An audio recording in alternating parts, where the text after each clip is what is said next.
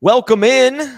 Big weekend on the recruiting trail for the Badgers. They held their first official visit weekend and have 3 commits so far and are expecting more out of this weekend. As I'm sure what will happen, as usually does, Jesse, is we will get done with the show and Luke Fickell's bat signal will go off and we will be old already. But that's okay because we've got a lot to get to today, and we'll have another show later this week, maybe, to talk a little bit more about some of the recruits that do commit after we do the show. We also have Jackson Acker coming up. We had a chance to talk to him for a little bit as we continue our fullback series, even though he did the interview from inside the tight ends room and he's listed as a tight end. I got him to say that he actually would prefer to be listed as a fullback on the roster. Hopefully we can get that taken care of. However, where we need to start is the 3 commits that Wisconsin got this weekend, not the only people that were committing places. We have a new commitment, and it is Jesse Temple. He is committed, and I'm now going to let him make his announcement. I said I wasn't. As we've been waiting for a very, very long time, we've teased it quite a bit. Jesse, where are you going this next year? Yeah, I said I wasn't going to do a hat ceremony, and technically this isn't because I only have one hat, but why not? So, yeah, I mean, first of all, I'd like to thank everyone for believing in me through this process. With that being said, I'd like to announce that I'm committing as director of content to Badger Connect. There it is. There it is. There will be merch. All right, that's it. I'm going to throw that out. So what is Badger Connect? I think that's probably where we should start. It is a revamped membership-based structure under the collective here at Wisconsin. There is still the charitable enterprise, the Varsity Collective, VC Connect, but this is going to be something different. And I think the best way I can put it is 2 things about this are going to make this really special. 1, great content. If you've listened or watched, you probably know some of my backstory, but I've covered the Badgers in Madison for the last 14 years at 4 different media outlets. And so I'm joining Badger Connect to be in charge of all of the content. There's going to be a lot of football coverage. That's still going to be the primary driver, but there will be more stories about basketball, volleyball, and hockey. There's going to be a video component. I'm really excited for everybody to see some of the videos that we have in the works. There's going to be one running every Wednesday here through June and July. And my hope and expectation is that these stories will take you inside the programs and the people in ways that maybe you haven't seen before, which is something that I've always loved to do. So that's the first thing that I think has a chance to make this special or will make it special. And the second thing is access for Badgers fans to have opportunities to enter giveaways that are just going to be maybe once in a lifetime opportunities, experiences. You can be entered into drawings to travel with the team, to get tickets to games, signed memorabilia, jerseys, helmets from the players. So those are just some of the things that you'll be able to have. And the whole idea with this project is let's get more people in the door to support these programs. So the membership tiers there's a content only structure where you get everything that I am doing, the videos, the stories. It's $10 a month or $100 for the year. And the next tier above that is you get all of the content, but you also get to choose which sport your money goes to. And you get access to these drawings, 10 plus giveaways each month for the sport of your choosing. That's $35 a month or $350 for the year. You can also choose to donate to extra sports for another $25, but all of the revenue that is generated through this ultimately will go to supporting your favorite teams. So the hope here, again, is that we get more Badgers fans in the door and give you value for your money. You're getting something in return here.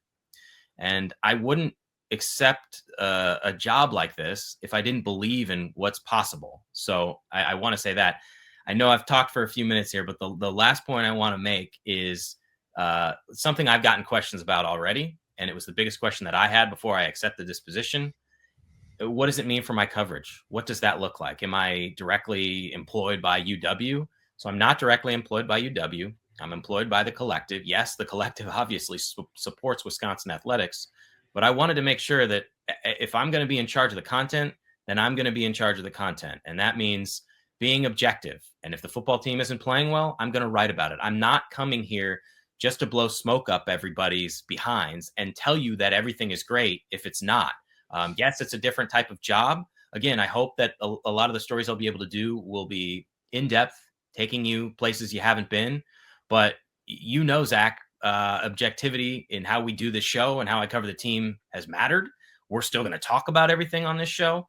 And again, I'm planning to cover the team and have gotten assurances that is what this is going to look like, the way that I've done it in the past. So if you're familiar with my work at The Athletic, you're going to see a lot of that here at Badger Connect. Yes, it's housed under a different umbrella, and we're going to be able to do some different things, but that's the elevator pitch here. And I just cannot wait to get started because there are a lot of great stories in the works.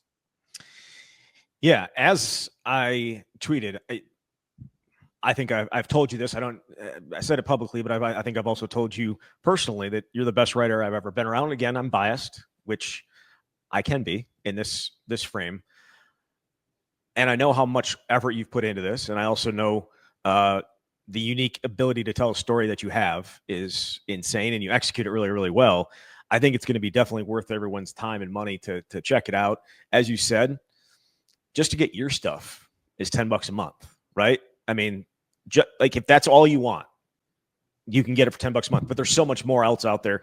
And I'm not going to sell it. You're more than welcome to sell it. But I also, when this whole thing came up, we had a conversation about whether we could continue to do the show the way we wanted to do it because of the potential for maybe some negativity. And I got a text that all the shows now going to be the positivity episodes, and they will not. I can promise you that. So the show is not going to change at all just because Jesse is now in the different job that has a little bit it's a little bit different than the one you had before, right? So I have seen one of the videos that you've made, and I'm looking forward to everyone else seeing that one because it's really good. It's I think people are going to enjoy those. But they're in the part of the video that they sent out, that Badger Connect sent out. They got you on, is that roller skates? Are you on roller skates in one of those? And I know you're walking down State Street with Daryl Peterson and Ricardo Hallman. I know you played basketball with one of the Ronnie Porter. Yeah. Yep. So I mean, there's a lot of good videos coming. But were those roller skates? Those were rollerblades. I honestly think I hurt my knee How many when times I you was fall? doing it. So that was a video we shot with Gavin Morrissey from the hockey team, and the concept was we're going to rollerblade around the Capitol Square. Unfortunately, the rollerblades didn't fit him. They didn't fit me either, but I strapped them on, even though it was like 2 sizes too small. I have never rollerbladed in my life, which is reflected in the video. But the whole idea behind these videos, and they're going to, at least through June and July, again, they're going to run every Wednesday morning, is I wanted to get to know these athletes in a setting that hopefully they're comfortable in and have some fun. So we have some big names lined up, and they're really well produced, and they are a lot of fun. So that is another component to this whole endeavor that I think has a chance to make it special and really differentiate it from other coverage that's out there. I will finish this by asking where can people sign up? Yes, badgerconnect.com. The site is live. You can go to the membership page, and you can either choose a monthly membership, again, content only $10 a month, or if you want the annual membership, it's $100 for the whole year. And the second tier is either $35 a month or $350 for the year. So badgerconnect.com. Welcome to your new home for Badgers coverage. I couldn't be more excited. All right, let's do a little Badgers coverage. Wisconsin had a big weekend on tap. A lot of guys in town, and they grabbed so far 3 commits. They're up to 10 announced commits, obviously expecting more. All 3 guys that committed this weekend got offers from the Badgers since the start of May. Defensive lineman Arthur Scott out of Ohio, linebacker Ben Wenzel out of Appleton, and Jidaju Ba out of Tennessee, all offered since the start of May.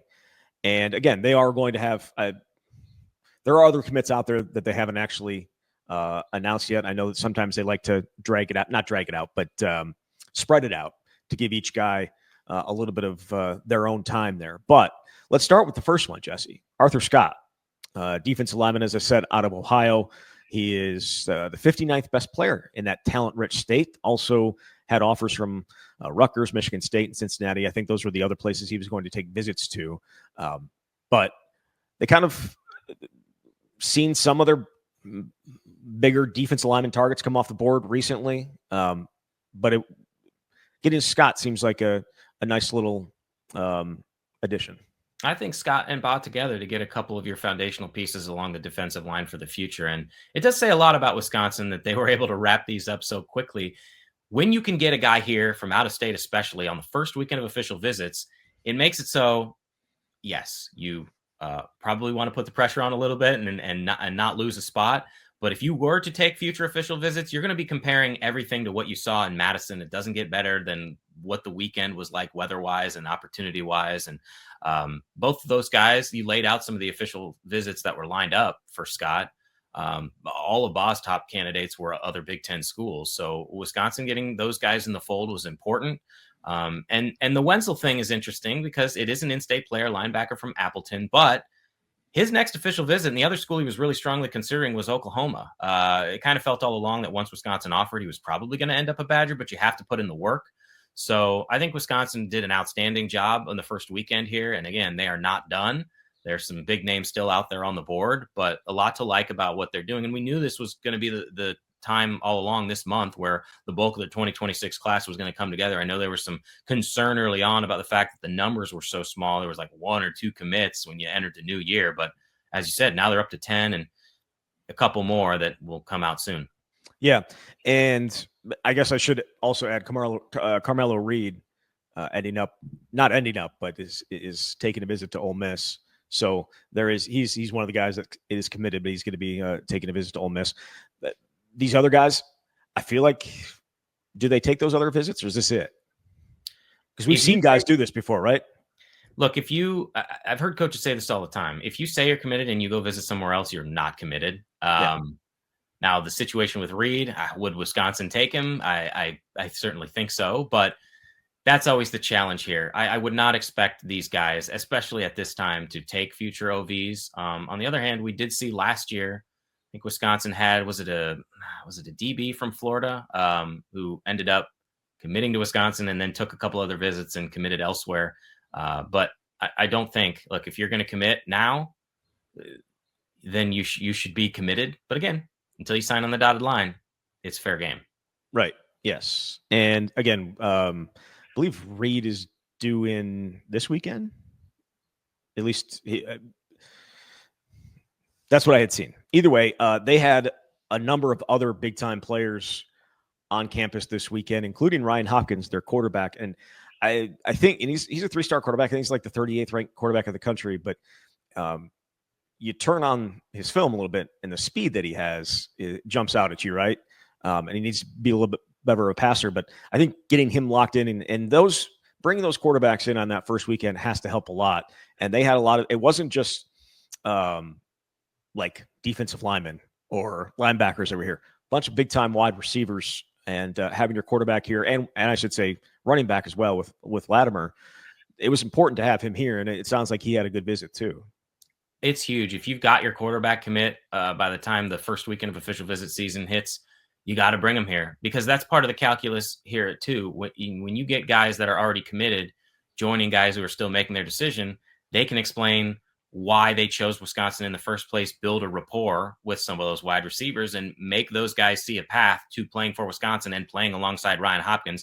Hopkins' recruitment is so interesting because initially Phil Longo was the one who offered him, but Wisconsin saw his value and was able to keep that relationship going when Kenny Guyton took over as the quarterback's coach. So I think, that was tremendously important. And the Amari Latimer one, I think, is, of all the guys, the one that a lot of us are waiting on to ultimately see the public announcement, because he's a 4-star composite player, but he has 47 scholarship offers. His offer list is insane, and the official visit list that he had lined up is also insane.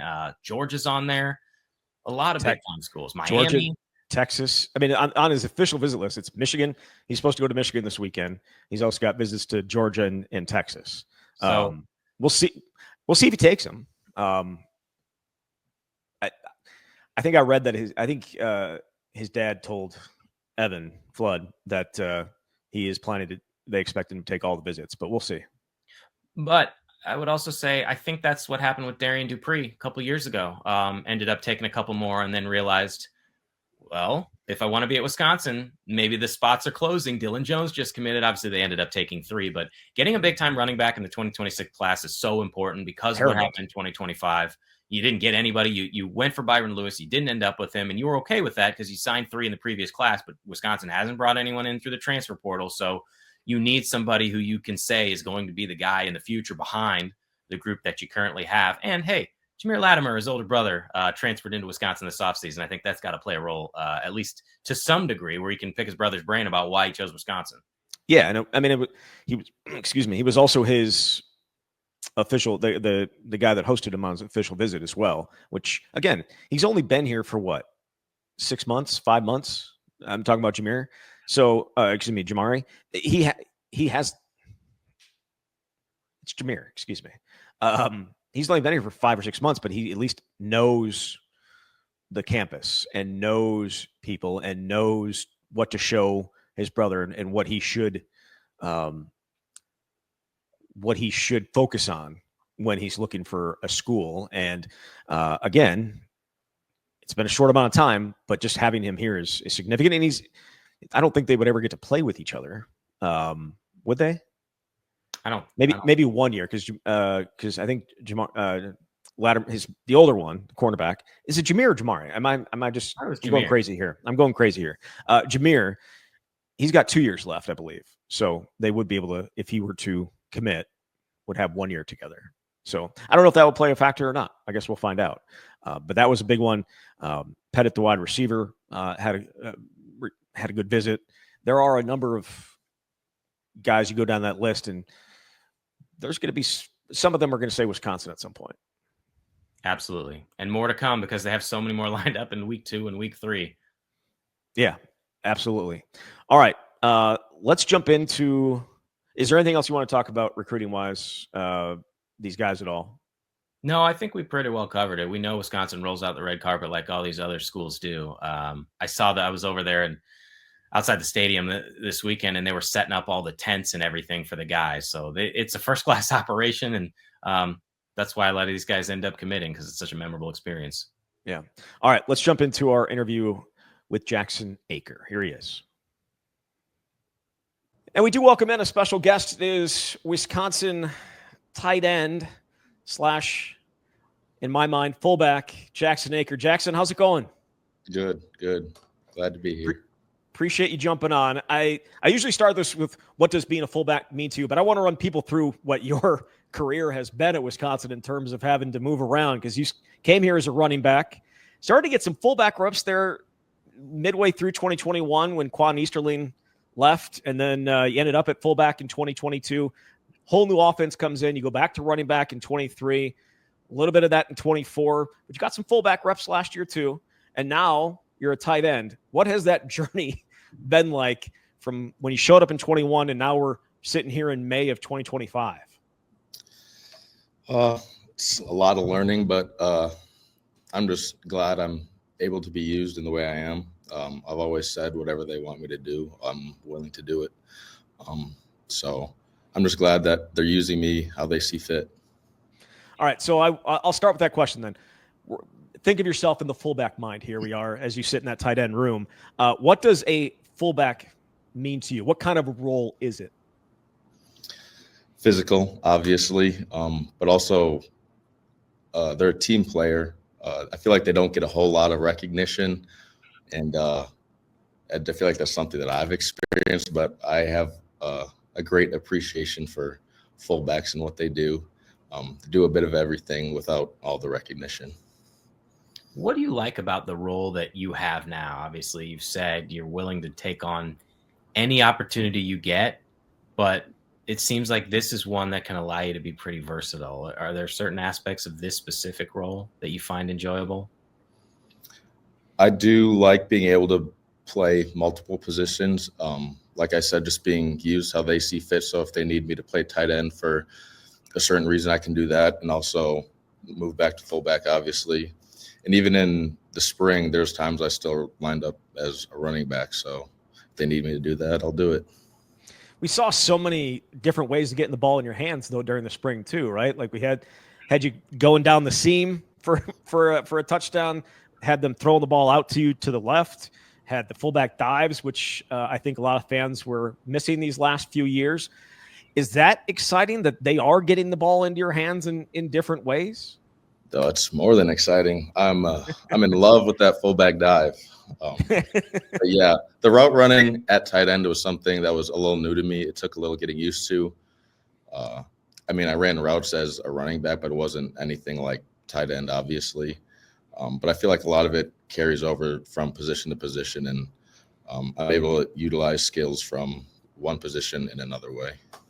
I can't say this is definitive fact, but I feel like Wisconsin at the goal line using fullback dive scores a touchdown 99% of the time. Yeah, so, I like those odds. Yeah, I feel the same. How is the way Coach Grimes uses you in that fullback role different from what you did as a fullback the first time at Wisconsin? Just specifically when you're behind the quarterback and have to take on that role. It's obviously just as physical, I feel like. But I am running more routes and doing more nuanced things like tight end, which is something I feel like I didn't really do my sophomore year. And I feel like it just opens up new opportunities for the team and me. This is going to be a really stupid question, but I'm good at those. And this one is, what does it feel like to pancake a linebacker at the goal line on a lead for a touchdown? Because that was something that you got to do against Penn State last year, putting a guy in his butt. It ended up on ESPN. You had some of the ESPN guys throwing pancakes at the wall there, which with their little their series. So that was awesome. But like, what does it feel like for you? Great, dominant. I don't know, primal. Especially when you do get that recognition. You're just banging heads all game, and then in a big moment like that, when people see that, it gets the people going. It feels really good. Is it kind of like when you hit the sweet spot on a bat for like a home run? Like it's just everything's just perfect, and he just lines up, sweep them off their feet. Yeah. Jackson, what is it like going into the tight end room this offseason and trying to learn the nuances of that position, but also the leadership aspect? Like, I don't know how much time you spent with that group previously. Is that part of the transition too, developing a voice in a new room, even if you have been here for a long time? Yeah. As I said before, whenever with any position change, it's obviously a lot of learning. But I got great coaches and teammates to help me with that. And I feel like I have a good relationship with everyone on the team. So I wasn't crazy switching rooms, especially being on the same side of the ball. And as for the leadership aspect, I felt like I've never always been a very vocal leader. I've been more of a lead by example. So these past few months, I've been trying to emphasize being vocal as well as leading by example. And I think some people are able to see that. With you guys losing a number of guys from that room, specifically Riley Nowakowski, who is a similar body type as you. Do you envision did you talk to him at all about this move, just because you guys do have a little bit of that same body type? Yeah, I mean, I still talk to him. He was one of my good friends, even outside of football. So yeah, I talked to him on the daily. And I feel like there was a lot of similarities between us. My sophomore year, we both played fullback. And now I'm a tight end, which he played. So I wish him the best, but yeah, I feel like there's a lot of similarities between me and him. Now that you've had 15 spring practices under your belt, some OTAs, things like that, what would you say excites you most about this offense and what it can do? I would say just how much more we have. I felt it really put into perspective how simple our offense was the past 2 years, learning this new offense where there's a lot more, it's much more complex, a lot more options and things to build off. And I think that'll pay dividends when season rolls around. What do you mean by simple compared to what you're doing now? I feel like we build off of certain concepts and runs a lot more than we did previously. And I think just from practices so far, it's helped a lot and keeps the defense on their toes. And I know even some of the guys on the defense have said it's like they were able to like know what we were running at practice. Like they were able to tell by our formations and our calls and stuff. And that's something that has changed. And they've said that to me. So just to follow up on that, could you tell that perhaps the opposing defenses last year could do the same? I would imagine so. Even if they did, or even if people do know what we're running, I feel like something we've emphasized is physicality and violence.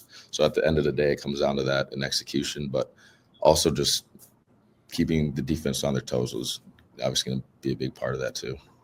To your point about some of the variations, I feel as though one of the things we noticed this spring was all the pre-snap motion, all the so-called window dressing, and the ways that it can set up a play that you can run in multiple different areas. Mm-hmm. Is that something that is intriguing to you with kind of the multiplicity out of, even if it is the same formation?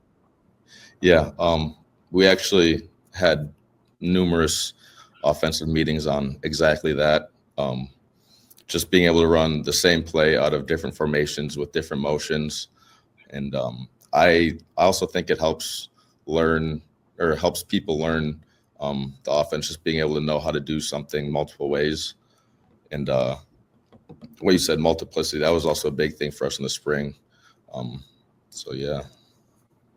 So with the past 2 years, and obviously you're going into your final year, do you feel more pressure on yourself, and then also perhaps within the program itself, just because of it hasn't reached the standards of what had been expected for so long? Yes, I do. The days are counting down. My time here is going to come to an end, but I'm hoping to have a great year. I always say pressure is a privilege. If there's pressure, people expect a lot of you. So I'm going to go a different direction here, Jackson. There's a high school track and field question for you. You threw a discus 207 feet, 6 inches in high school. I think that was the second best throw in the country for high schoolers. Did you ever consider, and you won state titles in discus and shot, did you ever consider throwing in college? What do you think your record could have been if you kept going? I don't know. There was a time briefly back in the day, before I knew how rigorous this was, where I thought people were saying, oh, you should do both, blah, blah, blah. And I was actually supposed to talk to the track team before I ever came to the football camp. But then I came to the camp and they offered me. A couple hours later, I accepted. So yeah, it's kind of been like a what if, but I'm glad I chose the route I did. Did how it all played out with COVID impact anything for you decision wise, whether to come to Wisconsin or decision to play football, or did it impact you at all? No, it changed around my schedule a bit. Like we had a spring season, I remember, but yeah, it didn't really have any impact on where I ended up, I feel like. How'd you guys do in that spring season? I remember seeing clips of Braylon averaging like 15 yards a carry, like as a senior, or in his final year in that spring, because there weren't a lot of teams playing. Yeah, it was odd. I don't remember exactly how we did, but I also remember just people knowing that I was going to Wisconsin, and like I said before, it was a lot of pressure, but pressure's a privilege. So I was grateful for that. But yeah, there was definitely times when a lot was expected. Had you ever played fullback before you got here? Because you were running back for Verona. Right. Yeah. No, I hadn't, but I love it. It's my favorite position that I've played. It just feels right, and I enjoy doing what fullbacks do. Do you know, like, of the history of the position, just the guys that have come before you? Because it feels like I'm not like asking for names. I'm just you understand the love, I guess, that people have for the fullback at Wisconsin. Yeah. Yeah, I do. I do think Wisconsin is one place that does emphasize the importance of fullbacks. And I'm glad we have a fullback again. But yeah, personally, it sounds weird, but I don't watch a whole lot of sports. Like I'll watch football, but like I love watching like combat sports and stuff like that. I feel like it ties in with like my mentality playing fullback as well. Just it's, I don't know, primal, real, just dudes hitting. Yeah, I was gonna say, why is it your favorite? Because you had a season where you were running back and you had like 300 plus yards carry, and you could be a fullback and get, well, fullback dives, you might just have 100% touchdown ratio. But I'm excited. Very much. I imagine this next year is going to be my favorite. But yeah. So you are listed on the roster as a tight end. Mm-hmm. The way it sounds, and I would be in favor of this, you'd prefer to be listed as a fullback. Yeah, and I've even mentioned that. Just because I remember sophomore year, but like pre-game, like they put up all the starters on the board, and I remember me being up there. So as a tight end, I wouldn't be, it would be Tucker. But I think I would appreciate being listed as a fullback so I could be up there again one last time. You obviously don't decide the play calls or the ratios, but what do you expect or anticipate as you go into this season as to the percentage of snaps you think you'll be at fullback? I mean, I'm thinking of the spring showcase on the first drive. I want to say you were at fullback at least for 5 plays. Every drive will be a little bit different, but is your general sense the majority of your snaps might come as a fullback type? Yeah, I imagine so. I too was surprised by how much snaps I got at fullback during that spring showcase, but I love it. I'll do it every snap. I have been practicing mostly at tight end just because it's something I haven't done yet. But I would say in practice, we didn't use it as much as we did in the spring showcase, but going into the season, I imagine that's how it'll turn out. We'll use plenty of plays with me in it at fullback. Got another stupid one for you. Jesse talked about the 99%, right? Like that you guys convert on fullback dives. Why is it so successful? It just comes down to sheer will and running hard. And I feel like that's something I got. So I want to ask you about the running back room, since you're coming from that room, and it's obviously very exciting to see some of these young guys. What do you make of Darian and Dylan in particular? That fans didn't get to see Dylan very much last season. Darian was in a backup role. What do you think those guys can accomplish? I love both of them. I've told other people when I've been asked that, yeah, they're younger guys, but they are extremely athletic. They're great athletes. We got great coaches, like I said. I have no doubt that they'll be able to do the things we need them to do, and they've shown that in practice. So, a couple of other guys I wanted to ask you about, newer guys, including in the tight end room with Lance Mason coming in. Initial impressions? He's here, I assume, right? Yeah. Haven't done a whole lot of football work, so can't speak too much to that. We just got done with routes, actually. He's looking good. So there's that. But yeah, no, in the weight room, he gets after it.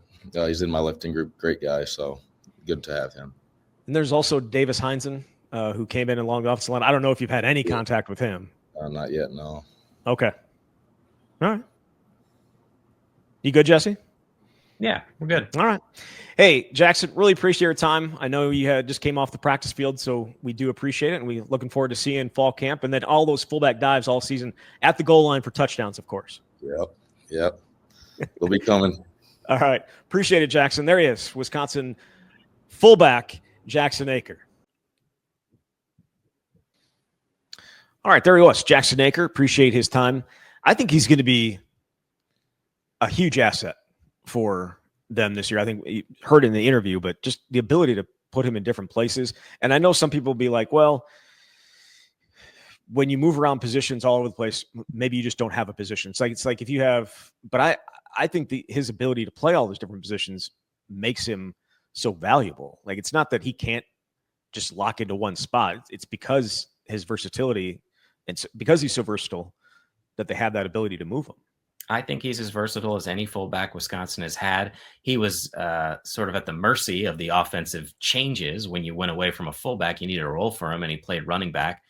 But he's going to line up in the fullback spot a lot. He's an absolute mauler, as we talked about. He can just flatten dudes and open holes, and I think this is going to be statistically, it may not end up being his best year because a couple of years ago when he played running back, he got a fair number of carries, ran for 300+ yards. But I do think this is going to be his best season in terms of the value that he can provide for Wisconsin. I remember sitting after the, what do they call it, the ReliaQuest Bowl, in that room, and him talking, because he hadn't got a ton of carries down the stretch, but then obviously Braylon left and Chez was out, so he got in the bowl game, got some opportunities, but it felt like he was going to transfer at that point, right? And at least in that moment, it felt like he was going to transfer.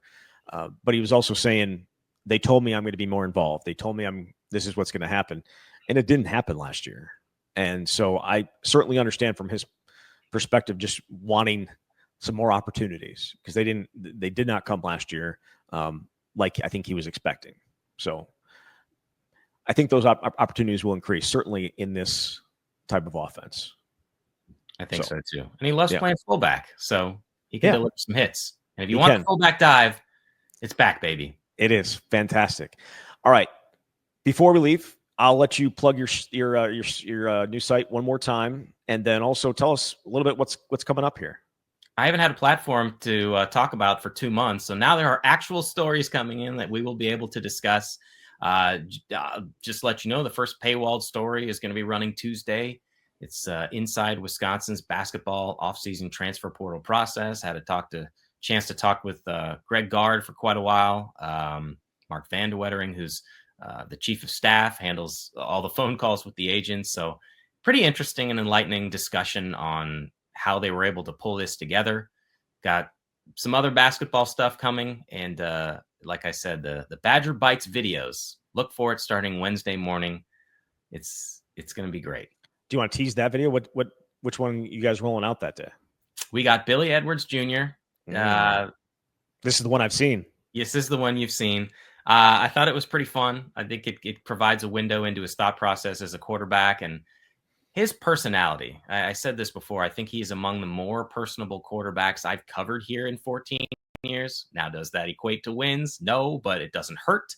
So it's a fun one, and I'm excited about it. It's a fun one, and you get Jesse in action too. So that's a bonus, I should say, and a highlight, I believe, for the folks out there. So again, BadgerConnect.com. You can go check it out and sign up and give Jesse a chance. Right? We're back, baby. We're back. Also, some people had asked about the swing. It's going to be back this week as well, because now we can talk about what you've been working on and the story that you're going to be running tomorrow. We'll talk about it later this week on the swing. So looking forward to that. Jesse, thank you very much. Thanks, Zach. All right, there he is. Badger Connect's Jesse Temple. You've been listening to The Can.